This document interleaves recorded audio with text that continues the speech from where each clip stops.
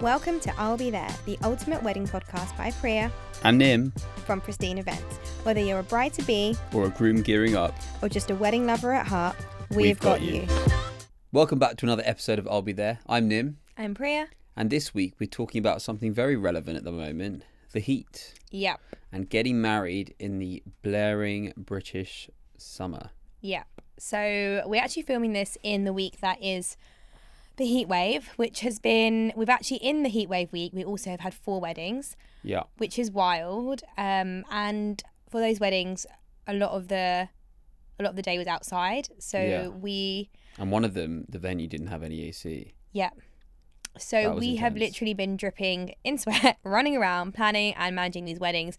And we just thought we'd share some tips of what couples can do to make the day a bit easier for them. First of all, everyone plans for plan B as if it's rain, and it genuinely is rain. But sometimes if it's over 30 degrees, you've really got to think about, is it better to just also do your plan B? Yeah. A friend of mine was talking about this actually. He's getting married in peak July. We're doing his wedding. And he said that, and I didn't really give too much thought to it, but it's a very good point. Yeah. 25 degrees is sort of your sweet spot. Yeah. Anything above that, Yeah. sort of once you're getting to 27, 28, Yeah. it becomes too hot. Yeah. And it's no longer pleasant to be outside. Yeah. And yes, your pictures might look nice, but your bride's going to be sweating her makeup off. Mm-hmm. Your guests are going to be sweating their balls off. Yeah. Kids are going to be hot and bothered. Elderly people are going to be nearing on heat stroke. I just think you're at a point where maybe it's too hot to be outside. Yeah. But I think that's quite a controversial thing to say. Yeah. Because on the surface, there's nothing stopping, for example, the rain. You physically can have it outside. Yeah. Unfortunately, you're just now not doing it outside because of your guests. It's a tough one. I think, look, I feel like if I was getting married in the UK, I would want an outdoor wedding regardless. If it was really hot, knowing now what I know, I would make sure that there were things in place to help the guests with the sun. The reason that I say that is I'm not even guest welfare. Obviously, that's you. But what we've seen is every outdoor wedding we've done, and it's been hot. Even last year, it was a pretty good summer. It was basically, we did plan A for all of our weddings apart from one. Guests hate the heat. They will take their chairs, they will move them, they will go inside, they will complain, they will keep coming up to us asking for more water, asking for shade, asking for fans, and they just don't like it. And then what you end up having is a disruptive ceremony where we've seen it so many times. The photographer does a drone shot or a big 360 view, and the seats are all empty because everyone's left, or they've gone to stand under the tree, or they'll quite literally move the chairs. That's the worst. It's different if the guests sort of gone to get some water, a bit of a wander around, but they'll physically change the setup, so it's no longer symmetrical. Yeah. There's just chairs everywhere. Yeah. It's carnage. Yeah, it is. It's carnage. And then everyone flocks to the water station. Or that one set of chairs which is covered by the shade of a tree, and they're all slowly moving around as the sun moves. Guys, honestly, I promise you, this has happened at every hot outdoor wedding we've done. You think your guests are going to listen. You think that your guests aren't going to be, ratchet and picking up chairs and moving them all over the shop. They and will. I promise you they will. So we thought we'd just go through some general things that you can do if you are planning a summer wedding. It looks like, and my gut feeling is that it's going to be a good summer this year for all of our weddings. Well, it's been a terrible spring, so let's hope. Also, I feel like Pristine's got really good luck. Like I said, the whole season last year, we did one plan B, which is pretty good. So you book Pristine, you're guaranteed to go with plan A. Terms and conditions apply. Yeah. Okay, so let's start from the beginning. So in the morning, there's bridal prep shots, photos, all of those things. I would say try and do those earlier the better, because it's actually quite cool at around 8 a.m, 9 a.m. It's not too hot. Yeah. And try and do that. And it sounds really obvious, but try and plan for it in shaded areas rather than in direct sunlight. Particularly as the bride, you don't want to be sweating before you've even gone down the aisle. And photos always take longer than you think. So you'll be in direct sunlight for half an hour to an hour. So just try and go to places that are shaded. Try and make sure that you've got water nearby to stay hydrated. Obviously have a planner or coordinator there to help with that whole thing, but I think just try and plan those things earlier than you would normally, just so you get them out the way and you're not hot. Yeah, and I think moving on from that, I think when you come towards your ceremony, whether that's your civil ceremony, whether that's your religious ceremony, there are different things to think about, right? So if your ceremony itself is outside, say it's a civil ceremony, okay, and that's the first thing in the day, you cannot, as you would for an indoor ceremony, be like, oh hey, like, you know, guests to be seated at 4, groom will enter at 4:20. Yeah. That doesn't seem like a long period of time, and it's not really that, and it gives you some buffer time. And if that's inside, that's fine. Yeah. Because like guests can like chat to each other and stuff. If you're asking people to sit outside in the direct sunlight, you've got elderly people and kids, Yeah. they're not going to be able to sit for 20 minutes in blaring heat. Yeah. Like last week it was 30 degrees. Yeah. And we made the conscious decision to be like, we're not moving guests until the groom is literally ready. He's done both him and the bride have spoken to the registrar, so the registrars themselves are ready, and then we'll move everyone at the same time. Yeah. Normally we wouldn't do that because it just seems like, not a bit chaotic, but the registrars want everybody in place. But if we had sat everybody down, Yeah. people would have been pissed off. And Yeah. by the time the groom and then the bride came, everyone would have walked off. Yeah, 100%. And then similarly, like with the religious ceremony, there might be something like, I mean, if it's an Indian wedding, there'll be like a barat, like an entrance thing, and normally that's done outside. So you're like not dragging people, you're like shepherding people to an area Yeah. further away from the venue, and then bringing them back towards the venue, either to then sit outside or go to your AC room, wherever it is. Either way, the guests are most likely going to have to be outside. Do not get them in position as we sometimes would if it was a winter wedding or a less hot wedding, where you're like, let's get them in position 15 minutes before. You just can't. Yeah. Because suddenly time is like way more precious to everybody. Yeah. And being in the direct sun for a minute, they'll be like, we've been here for 10 minutes. I'm like, no love, you haven't. You've been here for like 30 seconds. Yeah. So you have to be sort of mindful of that. Yeah. I think things you can think about for the ceremony, like you said, obviously the waiting time of people. I think it's then also obvious things like shade. If you are planning to have a long ceremony outside, I know these things add to your budget, and I know when it's close to your wedding, you don't really have budget to spare. But I promise you it'll make a big difference to your whole experience, to your guest's experience, if you think about these things. So you could speak to your decor production people about having some sort of draping to cover the guest seating. That would be the ideal. I appreciate that involves erecting a structure and things like that, which are going to be more costly. But if you start planning that from the beginning, then I think that way at least that your guests are going to be comfortable and they will be present and they'll enjoy the ceremony. Yeah. If you don't want to do that, there are other things you can do, like have parasols up, like in theme with your colour scheme. You can have some really beautiful like sage green or cream, and the ones that have like tassels, so it still looks cute, not like cheap sun umbrellas, but like actual lovely parasols that match with your decor. I want to say one. Where you give everybody umbrellas, like sun umbrellas. Yeah, I was going to say that I knew you were. next. That's We're why I got so there in in sync. time. That's cute. But the caveat to that is, so you give like sun umbrellas, like themed ones. You don't want people with like black umbrellas, Yeah. like massive, mahoosive, like black umbrellas, which are like covering over 3 people. You want like nice, sort of beigey, depending on your colours palette, like umbrellas. Can literally get them from Shein or Temu. Yeah, by the way. exactly, from Temu. Great bit of like, whatever, is that fast fashion? Whatever, like cheap stuff online. A bunch of those, put it in a bucket or get somebody to hand it out, put it on people's chairs. But then just remember that somebody needs to be in charge, whether that's your priest, whether that's your DJ, of telling people to put them down when the bride's coming down or the groom's coming down or whatever bridal party's coming down. Because there's nothing worse for camera shots than just everybody's umbrellas out and you can't see people's reactions, it's blocking the views, everything like that. Yeah. And having done weddings where we've suggested these and couples have listened and got them, or even actually being a guest where we've used them, they do make a big difference. Obviously, you're still hot and you're still sweating, but not having blaring sun in your face, you are still able to be more present and you're more likely to watch the whole ceremony. Yeah. So exactly as you said, definitely get those individual umbrellas, and they aren't very expensive. And then I think an obvious thing is having a water station. Oh yeah, water bottles, water stations. Water station, yeah. I mean, I guess the longer people are sat outside, the more hot they're going to get, which is like really obvious. The issue with a water station is that if people are having to get up and move to this water station, it's just going to be a lot of movement. Yeah. And then there's plastic cups everywhere. There's time for it to be actually dispensed. I think the easiest thing to do is water bottles. Yeah. Like just put water bottles on a table and people can grab them. Yeah. I think a nice thing to do would be like customized ones. So like you can get stickers again from like Etsy, wherever, that you can like stick onto water bottles so they're personalized, so they slightly fit in with the theme.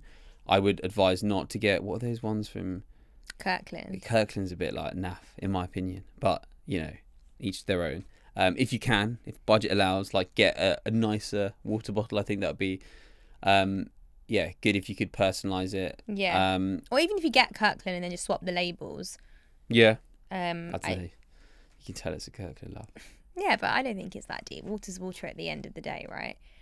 I think it looks the worst. If I went to a wedding and they had like Fiji bottles or Voss bottles, I'd be like, wow. That's You a love Fiji. Fiji water. I'm brand ambassador. But yeah, so I think water's an obvious one. I also think you can get creative with it, right? Like, again, this is all budget dependent, but like we did a wedding in Italy where like halfway through the ceremony, they served sorbet and like ice cream in cups, and the cups you can get them personalized. And like those things are just showing that you're thoughtful about your guests and you're appreciative that they are sitting in direct sunlight for 2 hours. Or however long it is, it's obviously a long time to be there. So I think if you can get your caterers or even like maybe a dessert company to come and serve either like fruit in cups or ice cream in cups, it's just a nice way to keep guests hydrated. Another thing that a lot of people don't think about, I know they don't look visually good, they do really help, and obviously we've had them at our own wedding in India, are like the cooling units. Like AC units, cooling units, like fans, but like more industrial fans. And obviously they're not going to cool every single person, but even if you have a few of them on the sides, they're not in your wide shots, they are still having that breeze in there, and it will still cool people down. So again, it's another thing you have to hire and think about, but I just think it will keep your guests comfortable and cool. I think the loss of aesthetic by having those will be made up for by the fact that guests are no longer like scattered around and hiding in the shade. They'll at least be sat down.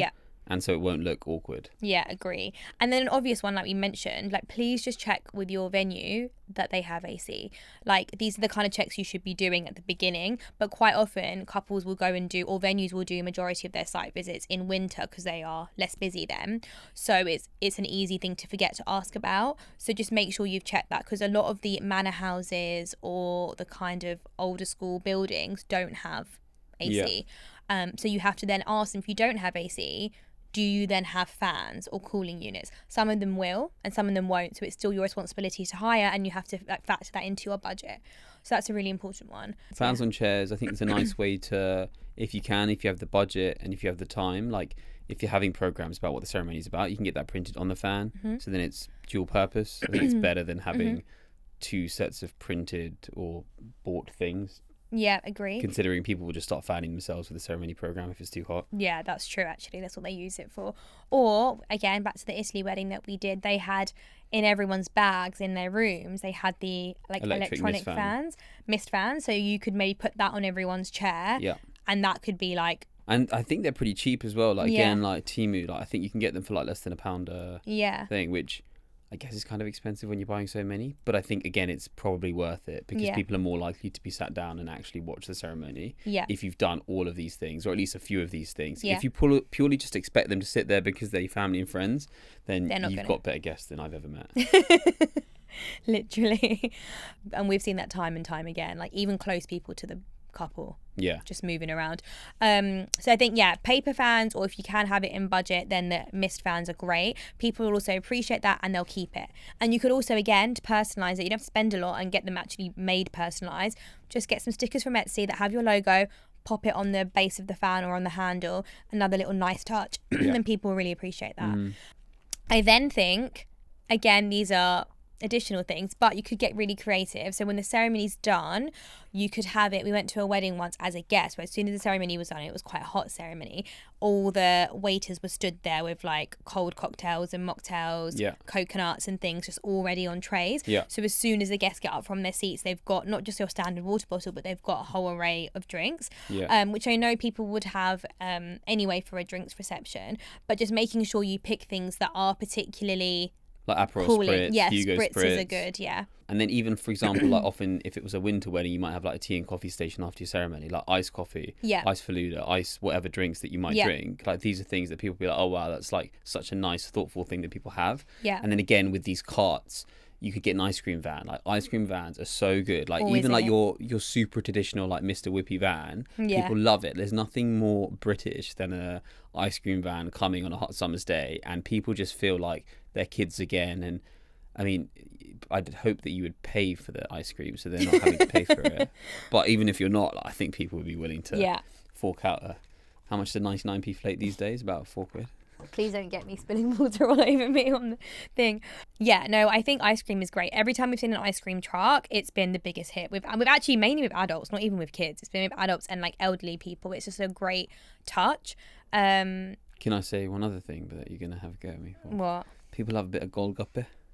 bit of pani puri, bit of gold, But we're like talking about ice drinks, cold. so No, go- but ice cold, like it's refreshing. Okay, fine. Like a snack refreshing thing. Yeah. No, but I think even with drinks, like say you're not having your food, right? Yeah. Your food is part of it, where you have to think about things which people are going to want to eat on a hot summer's day. No, I agree. Now, obviously, like cultural food, whether that's Indian food, Sri Lankan food, Pakistani food, like Nigerian food, Jamaican food, a lot of it is quite heavy. Yeah. But just think about your salads. Like salads are often an afterthought with weddings, but if you're having an outdoor wedding and if there's a portion of the wedding where there's food being either served outside or you're eating outside, like an array of salads, like instead of just like your afterthought side salad, like a feta salad, a watermelon salad, that would be so banging on a hot summer's day. Yeah, completely agree. Like a tomato salad. And people also, like, I think people think salads are boring, but you can actually even do salads as not as canapes, but in like we've been to weddings and they serve them in like little mini bowls, and it's like your watermelon and your feta, and like it's like bite size, but it's like really refreshing, a perfect little snack, and you can have that alongside your traditional canapes. But then it's just like a good mix up. Yeah, I think the difficulty is, right, with a lot of these things, your decisions about food and drink are often made way in advance. Yeah. So now, if like this week is a heat wave, if we were planning a wedding for this week, I'd be like, yeah, great, let's get all of these like canapé, like salady items. If you're planning a wedding, realistically, setting the menu in like January, you're not really going to be thinking about these things necessarily. True, but I think if you're getting married end of May till September, just generally speaking, you have to do the whole menu as summer, but do have some things in there that you've thought about. Okay, if it's hot, we've still got ice cream, or we've got a mix of salads, or we've got like frozen lollies that are going to be like, and you can get really creative, like we just said, obviously about the drinks, but you could also do like frozen like alcohol like lollies, or like for frozen... a drink. Again, I associate that very much with a destination wedding, but even a UK wedding, if you're having a drinks reception and it's like 5 p.m, that would be amazing because it's still pretty hot. And if you started doing like ice lolly, like alcoholic ice lollies, that would go down so well. It would go down so well. And I just think these are the little things that guests will remember, and they'll be like, oh my God, there's so much thought. It's not just like Prosecco and beer and then some hot canapes going around. They've really thought about things, and they feel like, oh, it's something different that I've seen. So I think that's also a great thing. I think even in terms of, I think people forget fruit. I know fruit sounds really boring, but having like frozen fruit, like we were just talking the other day at home about frozen grapes and stuff, how they're great snacks, but like incorporating frozen fruit somehow. Or we had a couple last year that used that had a watermelon cake, and the whole cake was like a frozen watermelon, and it was amazing because she was like, I don't want a heavy traditional cake, I'm getting married in July, I love watermelon. And when she first told me, I was like, don't know how this is going to look. It came in, it looked stunning. It was like a 3-tier watermelon cake. It had like fruits and florals down it. They cut it, and then everyone loved the watermelon pieces in the drinks reception. It's a really refreshing fruit, so don't be afraid to also like put fruit into it as well. I'm trying to think what else I've seen people do, like, again, more for destinations but what's wrong with my voice today? More for destinations, but you can do it like here as well if it's hot, like the frozen watermelon, and then you put like, you mix vodka into it, and then you like basically make it into like a big drink type thing. As in like blended up watermelon? No, so it's a physical watermelon, and then they like scoop the majority of it out, and then they like mix. I don't think I've seen that. That's quite cool. Yeah, and then they mix. I've seen that with like coconuts. Yeah, they mix drinks into it, and then they like, you can take little shots out of it, basically. Oh, coconut water as well would be banging. Coconut, personalised coconut. If you were having like an Indian, like an Asian ceremony, and then you had like fresh coconut water afterwards, in a UK wedding, I think that would be quite hard to procure, and you'd probably be charged like £5 a coconut. That would be. Especially when you have them personalised, your names, your logo, and everything. But even coconut water, if you don't want to do physical coconuts, like the little coconut, what they call the cartons. I know it's not like as aesthetically cute, but even having those on the chairs, I think people would appreciate that. It's really refreshing again in the heat. So I think they're all really good things. An obvious one, which is just a general point, is just making sure you've got enough ice. So obviously you should have checked in advance. If your venue are providing the ice, great, they should have enough. If sometimes the couples are providing the ice, it's quite hard to know which way you're going. But if you know it's going to be hot, just provide so much ice, because also it's going to melt quicker. Whatever you were going to buy, just double it. Yeah, it's going to melt quicker. People are going to drink more. They want ice in everything, like not even just your alcohol or your soft drinks, your water as well. They're going to want ice in. So just make sure you've got enough ice, because there's nothing worse than running out of ice and then all the drinks being warm. So that's a really important one.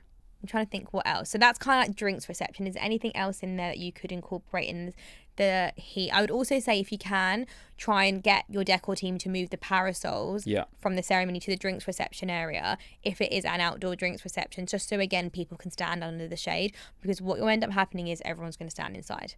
They're going to grab their drinks or their ice cream from outside, and then they're going to go and stand inside. So I think making sure you've got shade there is also key. Yeah, I mean, I guess going back to the drinks reception, and maybe we'll touch on this when we speak about the reception itself, but the general cocktails that you're having, when you think about, I mean, I think we made this mistake somewhat when we were thinking about our engagement party for ourselves, where we planned it in summer, and then we were thinking about the cocktails we were drinking at that point in time, and then ended up picking quite summery cocktails, but our engagement party was in winter. Similarly, just make sure that you're very conscious of the time of year that you're getting married and pick things accordingly. Like we already spoke about Aperol spritzes, but do you really want to drink, and you might love espresso martinis, but do you want to drink an espresso martini in peak July? Yeah. Probably not. Like those sorts of like things are going to change. Yeah. So just in terms of your bar menu, so make sure you like speak to your bar team about that. What would your dream summer cocktail menu be? I'd have a spritz bar. I'd have like a separate spritz bar. Love so like that. an Aperol bar, like Hugo spritz, whatever, limoncello spritz, like all those types of like very summery, makes you feel like you're abroad.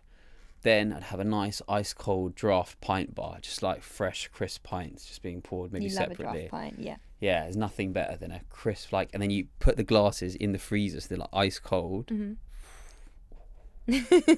And then I guess for the rest of them would just be, I mean, I don't think you should go, generally speaking, in my opinion, I think cool cocktails are great, like have one of them, but like for me personally, I think just having your classy standard cocktails are preferable, because like I think people drink a lot of cocktails these days, right? Yeah. Less so than they're like, oh, I want like 3 double vodka lemonades. Yeah. So people know what cocktails they like, so allow them to just drink what they like. But you like margaritas, so a margarita would be one of them. Yeah. Similarly, like a mojito, like just summery cocktails.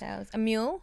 I think you see, for me, a mule is like a Moscow Mule. It's more like a whiskey-based drink. Yeah. So that to me isn't super summery. Okay, fine. Like a strawberry daiquiri, but that seems a bit too like shagaloof. Like same with the blue drinks. Oh, the blue cacao. Blue yeah. curacao like Yeah, things, yeah. but like still pretty summery. Yeah. Pina colada's pretty Yeah, summery. pina Like, I don't colada's a see good one. pina coladas much at weddings. Yeah, we don't. I don't know why, because they'd go down so well. Do you think because it's quite heavy, because it's creamy? Yeah, I think so. Love a pina colada. Yeah. I'm now craving all of these cocktails because it's so. But yeah, I agree. I think have a specialty bar, like tomorrow, the wedding that we're doing. They've got like a gin and tonic specialty bar. So they've got different flavored gins and tonics, and that's like a whole separate bar. And then they've got your regular bar as well with cocktails and spirits. But I love the idea of a spritz bar, and I agree in terms of having your kind of regular cocktails aside from that. And then let's talk about and one other idea that I actually don't think I've seen is the idea of having like a fresh fruit / smoothie bar. Oh, I like that. Like, you know, when you're on holiday, again, to be honest, I'm just thinking about being on holiday. Yeah. And what I like about being on holiday. Yeah. And how a hotel makes you feel like you're on holiday. Yeah. And one of those things is, say you finish your ceremony, imagine they had a fresh fruit smoothie bar. Yeah. How much of a treat would that be? But would it be that everyone had to pick what they wanted in a smoothie? Because that's going to be a long queue. Well, I think it would be like a combination of the two, right? A bit like a breakfast smoothie bar at a hotel. Obviously, at the hotel, there's loads of options, so there's not going to be a massive queue. But you have your pre-made ones, like your watermelon, you're this, you're that, you're that. But then you can also like ask for mixes and matches. So if people are willing to wait, then they can wait. Obviously, fruit is quite expensive. Yeah. And so making a smoothie is quite expensive. Yeah. But you could just have like smaller ones. Yeah. Like not like a massive whole smoothie that one, you pay like yeah. £7 for at the shop. Yeah. At Joe and the Juice, like Yeah. probably like £12 or something. But like, you know, little shot ones of like a watermelon shot. I think that would be. I love that idea. That's a great Thank idea. you. I think people would love that as well after a hot ceremony. God, I'm just so creative. You really are. Yeah.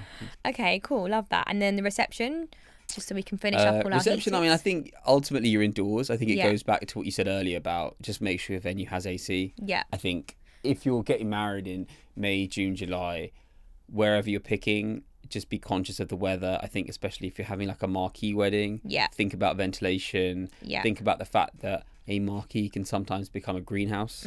And so, you know, think about fans inside. Think about whether there is some sort of ventilation, heating, cooling system. And if there isn't, then factor that in to your budget. But yeah, if you're just indoors, I think generally like the AC, just like make sure it's on. Yeah, and high, because even if it feels cold initially, once everyone's in there, Yeah. it's gonna warm up really quickly. And how many times do we get asked by guests, hey, it's too hot, can you turn the AC up? Hey, it's too hot, can you just put it on blasting and it will warm up anyways. Yeah, so I feel like to make sure AC's blasting. And then the other thing, in terms of your menu, I think depending on what you want to serve, like you said, if your traditional cultural food is quite heavy, it is going to be quite heavy. But see if there are things that you can do to try and make elements a bit lighter. So for example, again, thinking about the wedding that we're doing this week, they've got a pre-plated starter. Actually, their reception food is kind of Thai Malaysian. It's not like even Indian food. But their pre-plated starter is like a papaya salad, which is really refreshing. A lovely like kind of way to start your meal. And then you've got your kind of traditional Thai curries and stuff for mains, and like a sorbet for dessert. So try and pick even if your mains are quite heavy, try and go for lighter starters and desserts. And then it doesn't feel like everything's really heavy. Because then people, by this point, when you've been in the sun all day, you've got a bit of heat stroke. They're not as hungry. But also like alcohol hits you a bit differently when you've been in the sun all day. So you also don't want them to like become lethargic and then not get up and dance. You want them to feel quite fresh. And in between courses, I think if your caterer is able to do this, like palate cleansers, so a sorbet palate cleanser in between, I think would be a nice, refreshing way to do things. Cold towels, like if that's something your caterer can provide, I think that would go down really well. People probably put it on their face, but I think that would be nice. It would feel like they're like being thought about. And then I guess mainly comes down to like your dessert. So similarly, I think when you're on holiday or when you're in the sun, you don't really want to eat like thick, heavy desserts. You want to eat something lighter. And if you haven't had fruit earlier, like have fruit here, but sort of ice cream based things, you need to be very conscious that if it is hot, and say for example you're in a marquee or your caterer is preparing food outside, like you need to be sharp on timings, because as soon as you start plating up ice cream, like it's going to melt by the time it gets to guests normally. Even more so when it's hot. But either way, like if you can get the logistics right, like ice cream based things, just try and get that less of your kind of like sticky, super hot, sugary ones. Like honestly, even if you just put like an ice lolly in a thing, and I a think fruit people platter would be like, I think goes down you're really obsessed with fruit. That's mostly what you've spoken about. I love fruit so much. I'm now thinking about a spritz bar and a cold fruit salad, and we have neither of those things at home, so I'm really upset. but yeah, anyways, that hopefully brings us nicely to the end of our Heatwave episode. Hopefully people will find that useful. There's loads of good ideas in there. I'm kind of wishing we did some of them for our wedding, especially because we got married in the sun. But hopefully that helps, and we'll see you all next week. Bye, guys. Bye. Thanks for listening. Please like, follow, subscribe for more.